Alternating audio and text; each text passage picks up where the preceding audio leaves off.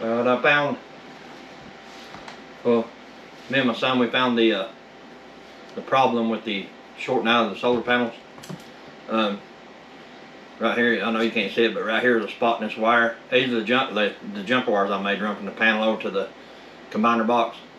It was a lot longer than this, but right here, whenever I hook them up, I kind of pull them tight under there where they'll be all tucked good. And evidently on the, what do you call that, the rails that you bolt the panels to, I don't even remember what the name of them are now. But anyway, this got on top of that, and the solar panel was down on top of it. And whenever I tightened that solar panel down, it kind of pinched that wire just enough for it. I mean, it isn't really what say naked, but I mean, you could tell right there was the problem. And anyway, it's completely fixed now. And on to the next step. That was the problem with the solar panel, this little chunk right here. Alright, but so while I was up there, we went ahead and wired it all series and just one string, which is like 440-ish volts, 430 total.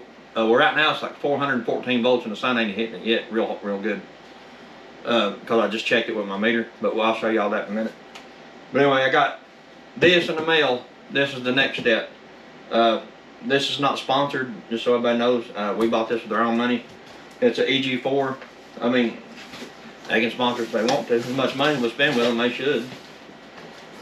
But anyway, comes with the communication cable. It's like a telephone cable or whatever in the book, but it's kind of self-explanatory. The guy thing again. But anyway, let's see if I can get it out there.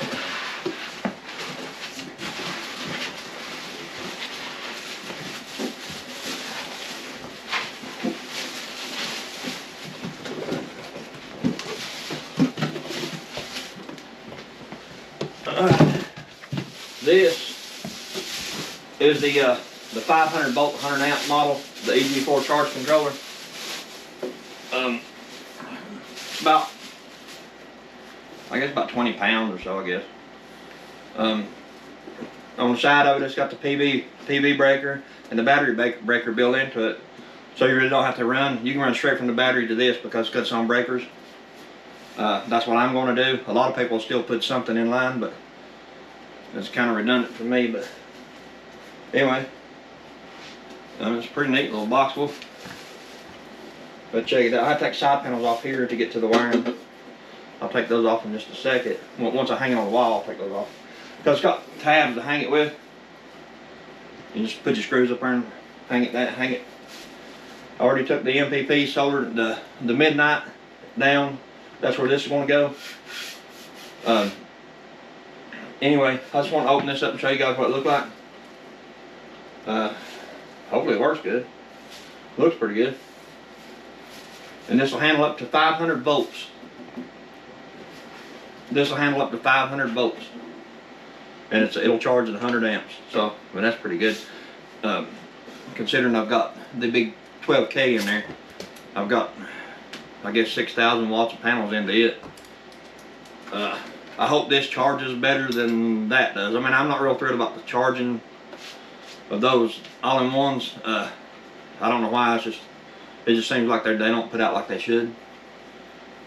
In my experience, anyway, you know, like that one in there. I've got the same panels running to it out of the Midnight Solar, put them right back into it, and it's like 14 amps or something like that, going into the batteries, just off that one string. And if I had it to the Midnight Solar, it would be like 30 or 40 amps going into the batteries. That's just, I mean, there's a pretty dramatic difference in the two. And like I was talking about before, the settings, I really don't think it's in the settings. I don't know, because I've talked to several people. I've called Signature I've called a few different people, but the settings are right. The settings are right in it, and it still won't produce like it should. So I'm hoping this will. We'll see. There's going to be over 400 volts going into this. So let me get in there and hang it on the wall, and we'll see what this.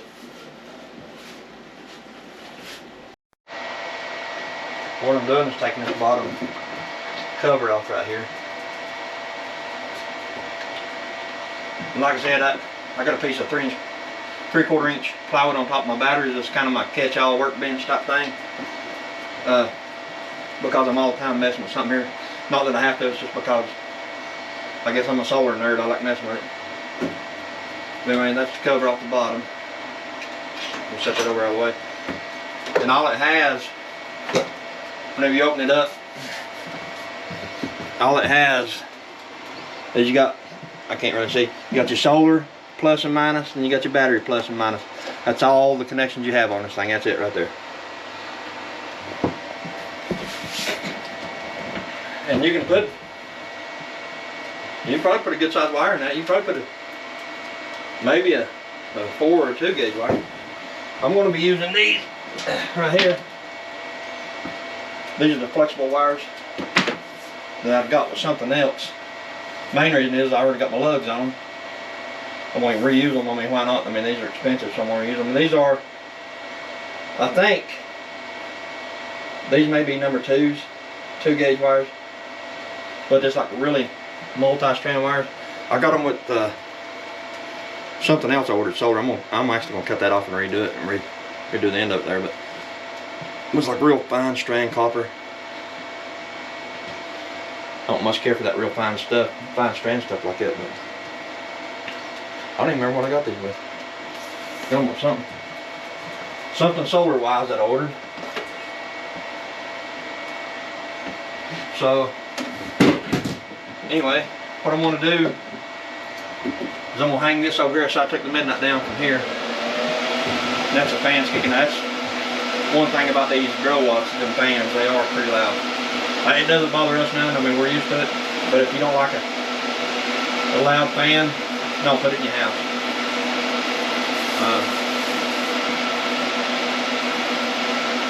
And one other thing, like I was saying before, this stuff here is really, the reason I haven't encased it with anything or nothing like that is because it's really temporary. The washer and dryer actually go here.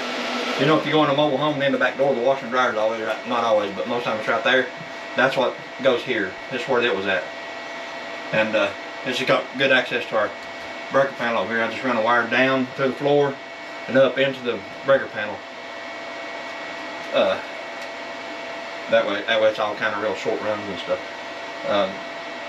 Anyway, we're going to build a pantry room, but a section of the pantry room is going to have like a closet just for this stuff right here. And it's going to be on concrete backer board and everything like that. But this stuff runs 24/7 flawlessly right now. So, I mean, knock on wood, I don't want to. But the water heater there, I still got to encase the closet around it. I don't know if I've showed that yet. I don't know. I'll show it later. But it's a hybrid water heater from Signature Solar. I don't even think they sell those anymore. But it's holds a 15-gallon tank. It's kind of like a heat pump. I'm very impressed with that water heater. You can turn it on and it uses 800 watts. And it'll heat water twice as fast as a conventional water heater, like with elements. And the cold air it's just like I said, a mini split. It'll heat, but it uses that cold air, and we pump that cold air back into the house through a vent that I put in the wall over there. And it's like another air conditioner. And anytime it kicks on, you're kicking cool air into the house. Or some way or another in there, you could redo it and have it blow the hot air in, like for winter time. But I'm not going to do it. I'm going to leave it with cool air because it's not ice cold, but it's good. It helps the way it is. And as I said before, this is the Grow Watt 12K. 120/240 split phase. It's got the low frequency. It's got the big what do you call them things in there? Transformers. It's got a huge transformer, and this thing weighs about 160, 170 pounds. I had to get my son and one of his friends to hold it up while I screwed it to the wall. It's very heavy. And then I got 8 EG4 batteries, Life Power 4 batteries, 48 volt. Well, they're 24 volt batteries because I had a 24 volt system. So I linked them together. I seried them together, two. So I got each 2 batteries to make a 48 volt battery. You know what I'm talking about. But anyway, I'm going to continue to buy the 24 volt batteries because that's what I started with, and these things are so expensive. I'm not going to just go buy 48 volt batteries and replace it. Same thing. Just you get the same capacity and all that stuff out of what I got. You know, there's nothing different. Anyway, I'm gonna buy 4 more of those just to finish filling these boxes. But that'll be down the road, because like I said, those things about $1,500 a pop. So I'm gonna buy 4 more to finish filling these 2 cabinets. And maybe in a year, maybe 2 years, I may buy another cabinet with 6 more. I don't know yet, it just all depends. Money, because everything's money, everything's money. And that's something we don't have a lot of. We just buy it as we can. All this stuff is paid for. We buy it out of pocket. And it's not that easy to do. Especially when I'm a bail bondsman and she's home help. So anyway, I'm gonna hang this over here. Like I said, I took the midnight down. I'm gonna hang it up, and I'll be right back after I get hung up. Alright, I got this thing mounted, 3 points on it. It's on there pretty good. Breaker's optical. I got some 8-gauge wire, just little pieces, because all I gotta do is run from here to here from the solar. Like I said, I have these for the battery. That'd be the last thing I hook up. Because that battery, I'm not going to turn the battery off because it's powering our house. You should, but I'm not going to. I've just messed with it so much, I'll say this now, I might get electrocuted, but I just messed with it so much I kind of know when and where and when, you know. So basically, I'm just running this up in here. You just tighten it down.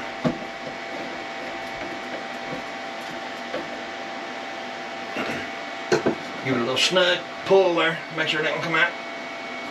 Right, that's in there good. Let me tighten just a hair more. Okay, that's the positive. So what I'm going to do is run it in here. Just kind of measure how much I need.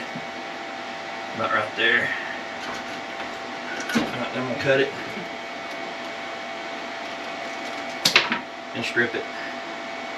About that much. Well, about 3/4 inch. So I'm gonna right back in that hole.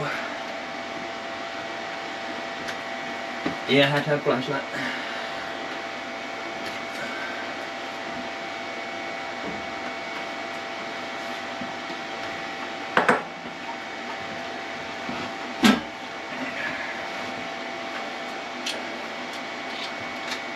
Alright.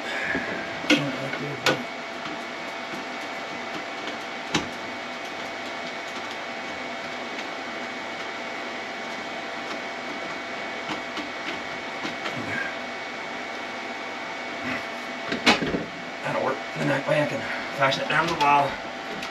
Kind of tuck it in behind there. Make it look kind of neat. That's the positive hooked up to it. Now I gotta do the same thing with the negative for the solar. Let me get that hooked up.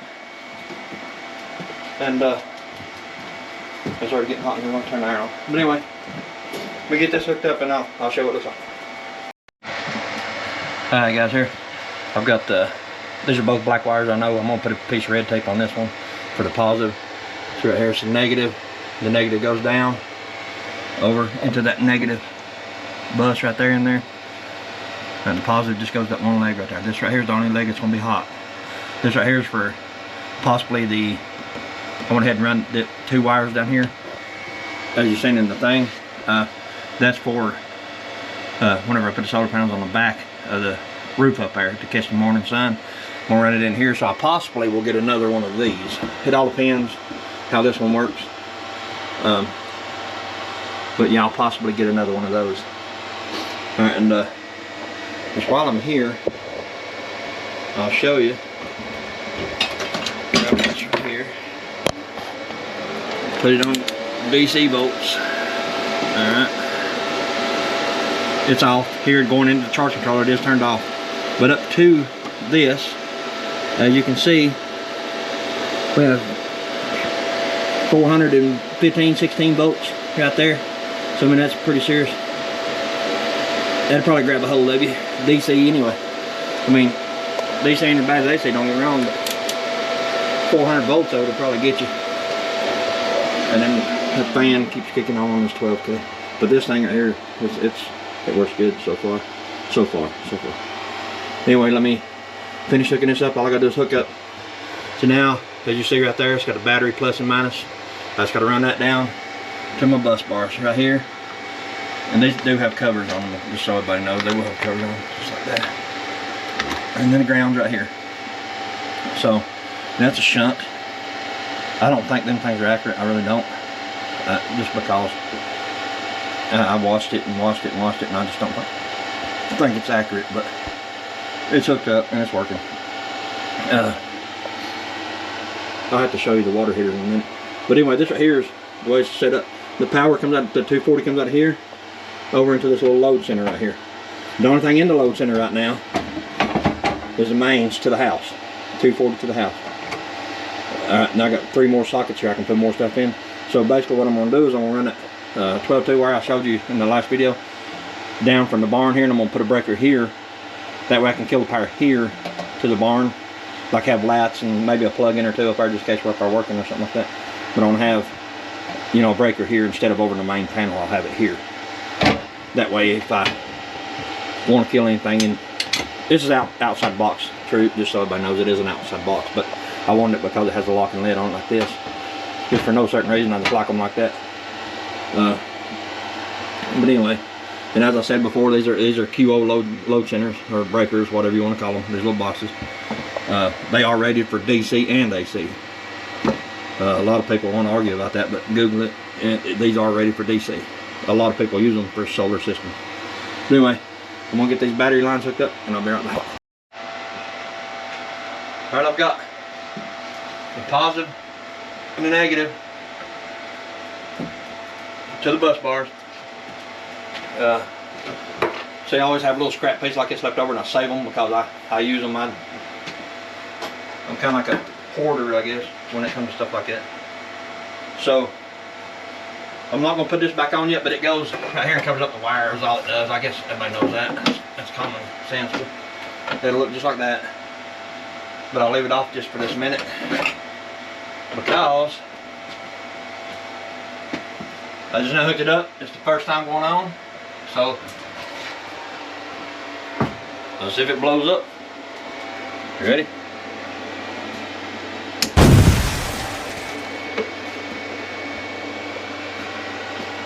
And nothing.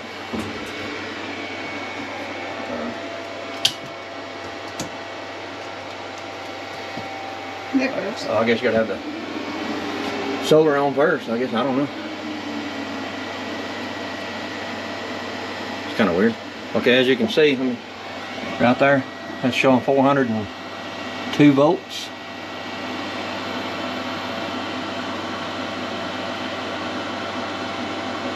$500 watts, I guess, is what that's saying. I don't know. I have to read the thing to see what it's saying, but it's showing that it is charging the battery. So go in here and see what, check this meter in here, see what it's. Well, if this thing was on, seeing batteries got down to 77% last night. It's like 9 o'clock in the morning, 10 o'clock in the morning.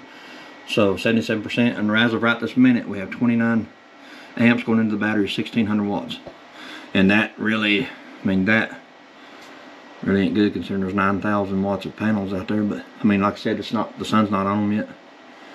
But I mean, it is charging 30 amps, 29 amps, 28. Batteries at 53.6 volts. And I got 616 amp hours left. It'll be a total of 800 amp hours once it's completely charged. Anyway, let me go in here and check on the settings and see if there's something I can turn in turbo with you. Breaking out the instruction manual, which I don't know. It says you got to turn on the power, the breaker for the battery first, and then you turn on the solar. And once the solar, if the solar drops below whatever voltage, I think, I can't remember what it said, but I have to read on in here and see. But once it drops below a certain voltage, this thing will shut off. And it won't come on until it hits a certain voltage. But like I said, I've got,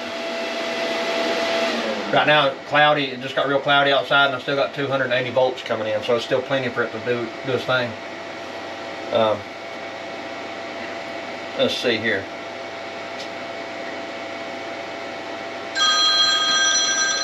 Anyway, let me find some more of this and I'll be right back. upon further investigation here. And let's see, to get into these settings, you mash and hold the enter button for 3 seconds. Okay, now, okay, charge voltage. I went ahead and played with this because I didn't want to do it on camera because it looked like a fool, but I got it set to 56.2, and this one's set to 56.4. So I want this one kind of stop before that one, let that one just finish it off. So this one's 56.2. That's the charge voltage. Okay. Oh, wrong way. Then I was set number 1 now. Set number 2 is the float charge voltage.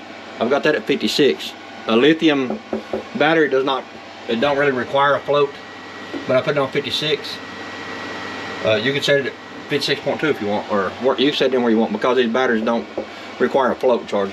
The only thing about the float is, say like if it hits the float, I guess everybody knows this, then it'll like trickle charge it up.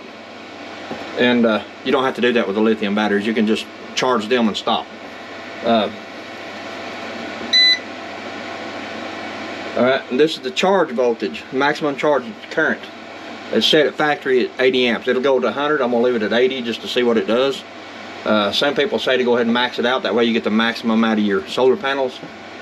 But I don't want to push it because I don't know how this thing's going to operate and I don't know what it's going to do. And I'm kind of weary about stuff like that if I don't know nothing about it. So I'm going to leave it at 80. I might crank it up to 100. Okay, and this is number 4.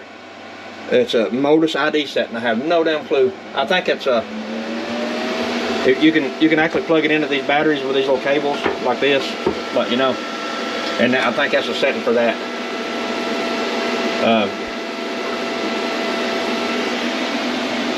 Anyway, I'm not doing that because I put it on user mode, and I like to set it where I want it. I know it'll communicate, but with these being 24 volt batteries, I don't think that'll communicate right. So I'm just using it as user mode, and I'm gonna leave it. Okay. Okay, set number 4. Okay. Set number 5 is the backlight. Okay, you can turn it on. Let's see. Let's turn it off to see what it does.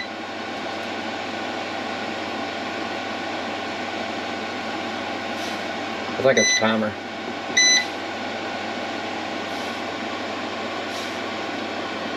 There's mode 1. It don't say, it just says on and off. I don't know if that's like delay or what, but I'm just gonna leave it on because I don't know what the hell it means, so we'll leave it there. Okay, and set number 6 is the buzzer. There's like mode 1, mode 2, mode 3, mode 4. It says buzzer mute is model 1. I think that's whenever mode 1, I mean ND1. Okay, let's see. I think that's buzzer mute on number 1. Got mode 1, buzzer mute, the buzzer sound. Number 2 is buzzer sounds when the input source changes or there's a specific warning or fault. And then number 3 is the buzzer sounds when there is a specific warning or fault. The same name, that's redundant. The buzzer sounds when there is a fault. That all means the same exact thing. It'll go off if there's a fault. Okay, I'll leave it on. The only thing about this, I think that buzzer will go off whenever when it gets dark and it drops voltage. I think that button, because we may have to turn that crap off. But we'll see. I want to see what it does first. Okay. Okay, and set number 7 is the only other light setting. It's called battery type, and it's on user mode. You can put on user or lithium 1, which is the EG4 battery protocol. That's where you hook it up with that wire somewhere or another, the cable, and it'll communicate and charge those batteries. But like I said, these are 24 volt batteries series together to make a 48 volt battery, so that probably won't work with this setup. So anyway, that's the settings. I want to I'll leave this thing going. I mean, it's not hot. It's got the fans are real quiet on it. On this fan on this thing is horrendous. But the fan on this one, it looks like it sucks in from the sides and blows out the bottom. Because I can feel the air coming out the bottom, which is good. That'll keep it cool. Especially at such high voltage, because this thing can get up 450 volts. The only thing I say that I'm not too tickled with is where they put the side bolt right here. Just putting that, because if you put it like here beside something, I know you gotta have space. You gotta have space for the vents. So you can put this kind of close here, and I did, because it sucks here and I got plenty of room here. But close to anything else, you can't get the screws in to put the cover back. So I think really, I mean, it's pretty cool the way it is, but I mean, hell, maybe put those in the front. Right there would be perfectly fine, instead of over to the side. But as of right now, it's working. Escape that. It's charging at 275 volts, 551 watts. But it don't show like how many amps or nothing like that. I don't know how to, maybe it's just, I don't know how to read it yet. It's new. I'll figure it out though, just like I've done everything else. We'll see. But anyway, I'll do a like kind of an update on it later and see how it works out, see how it performs and stuff. But this is the reason why I wanted to put all the solar panels on top of the chicken barn and series them all together in one big run, is because I know I was getting this, just a 500 volt model. It'll handle all those. So I may, if this one does good, I may get one more. I'll probably have to take all this down and put it over here for now, just over here all the way. But whenever we build the other room, then everything will be kind of run through the guttering, the metal guttering. Everything will be hid, all the wires will be hid and all that stuff. I just ain't doing all that here because I know I'm going to be moving it and putting the washer and dryer back here, of course. But anyway, that's about it. I got to put my covers back on, put this cover back on, just let it run. Anyway, I guess shout out to EG4. You can sponsor us if you want. If you guys haven't done so yet, we notice there's a lot of people watching the videos. There's thousands of people watching and not subscribed. So it's free. Just, we got all kind of stuff coming up we're going to be doing. We're going to be doing a lot more solar stuff. More remodeling inside the house. This whole house, we done worked on the kitchen. We done redone the kitchen. Part of the living room, we done it. We still got more and more to do. But we're going to be doing that. Outside stuff like more water capacity. I'm actually going to be putting a couple 3,000 gallon tanks up on the very top of the mountain, and then I'm going to plumb it. I'm going to get a ditch witch when I bury these lines. I'm going to bury me a line from the mountain, top of the mountain down, a water line. And whenever these IBC totes out here get full, I'm going to pump them up into the big tank and to fill up the big tanks. That way I don't have to run a pump. I can get a gas pump or whatever for that, or a solar pump is basically what we want to get. But then just let it, once it gets full, it'll kick on and pump it up there. And then we'll gravity feed the water from up there to here. I mean, that's more feasible for us. I mean, right now we're perfectly fine. We run a 220 volt well pump kind of thing. It's I guess it would be considered a well pump. It runs off those tanks, but we have plenty of water pressure.